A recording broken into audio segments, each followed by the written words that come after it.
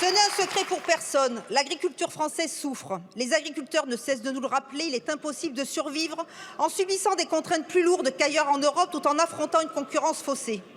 Depuis des années, ils attendaient un véritable allègement normatif plutôt que des mesures cosmétiques telles que celles contenues dans la dernière loi d'orientation agricole.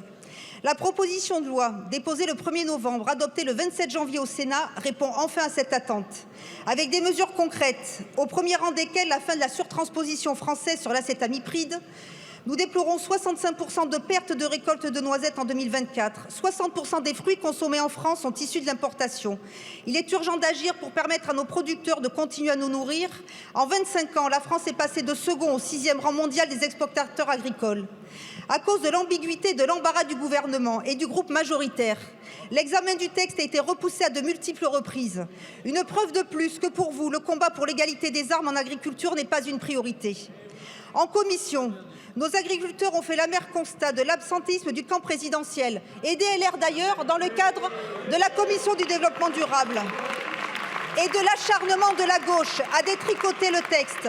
Aujourd'hui, ce sont les socialistes qui brillent par leur absence. Alors, grâce au groupe Rassemblement national, seul assidu et à prendre la cause agricole au sérieux, les dispositions essentielles ont pu être préservées et la catastrophe ainsi évitée. Désormais, la stratégie de la gauche est claire, l'obstruction. Avec près de 2400 amendements dilatoires des groupes écologistes et LFI, une discussion sereine est devenue impossible. Dans ces conditions, l'adoption de cette motion est le seul moyen de poursuivre les travaux dans un cadre acceptable.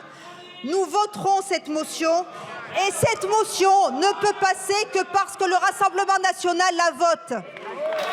Nos agriculteurs ont trop attendu. Certains ici les abandonnent, d'autres les combattent. Nous, au Rassemblement national, nous sommes à leur côté à défendre notre souveraineté alimentaire.